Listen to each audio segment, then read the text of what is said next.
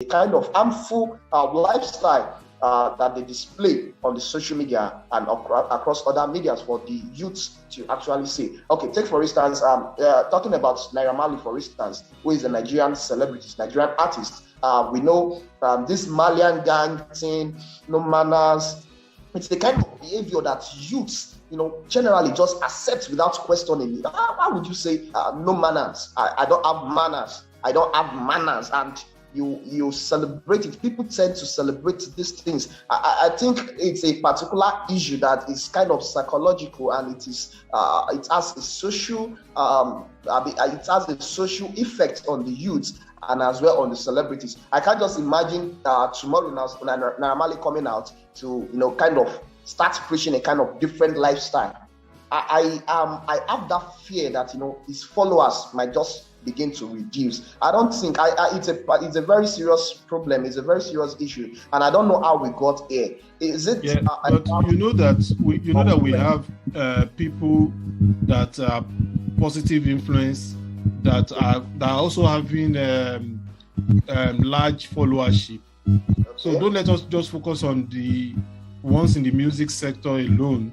We have people that write articles. We have people that are in the acting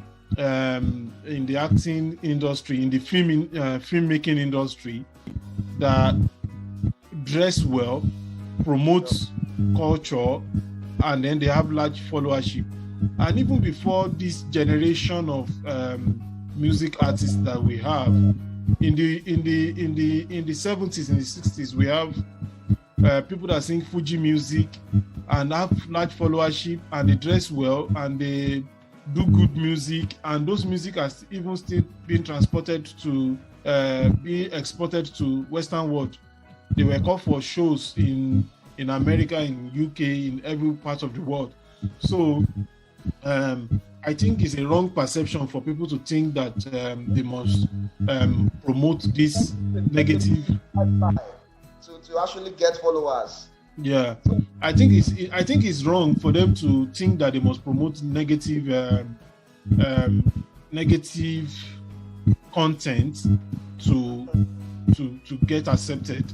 We have so many people that are doing fantastically well, promoting good content, good lifestyles, and then they are still doing well, even better than people like Naira Marley. So I think Naira Marley should not be a role model for young people in Africa. I think they should look at those ones that are actually doing well in terms of promoting culture, in terms of promoting good lifestyle, healthy lifestyle, and then they should copy those ones and not the ones that are on the other side. Oh, okay. Thank you so much on that. And looking at our celebrities and of course our youths, I think a gap of where the interpretation of what the youths get from these people should come in. I think we are not doing enough to actually interpret to the youth, because we can say they are building their own personality, they are building themselves, they are becoming men and women themselves. They do not need external forces to actually interpret things. But then at that stage, it is very crucial for people to come in and lead them on how to interpret these things. I don't think we've done well in that aspect of interpreting of helping the youth interpret what they get, because you mentioned something like interpretation when you were talking about the youth and the assimilation of content. So how do we go about helping the youth interpret content correctly to build their own personalities?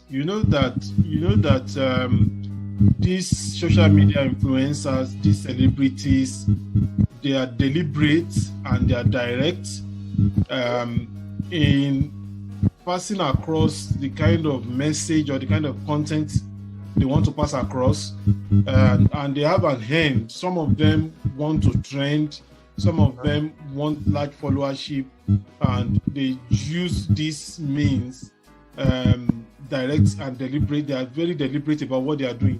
The same way they are deliberate about pushing those content out, it's the same way the consumers, which are the young people now, should be deliberate and be clear about how they want to interpret what they see, the content they see.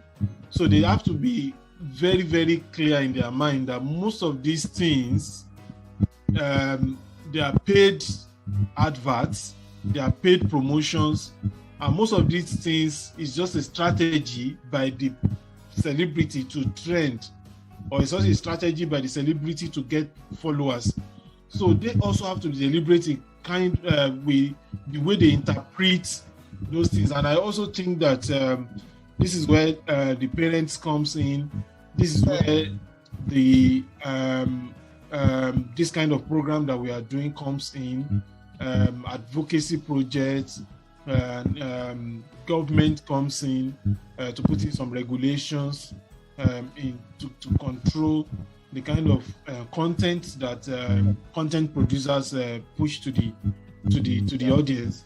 So this is where third parties come in to mediate how the interaction or the communication that is going on between celebrities and their followers. So I think people need to be deliberate, and they need to be clear that most of these messages are not to be taken the way it comes. They need to be conscious of how they want to interpret it. Know that some of them are paid promotions. These celebrities have endorsed some products. Most of those products might not be helpful, might not be healthy. So they should know that these are paid adverts, and they should know the ones that the celebrities are doing just to promote their content, just to trend. Like somebody shooting video with completely naked women, it doesn't mean that tomorrow you also should get naked and start walking on the road.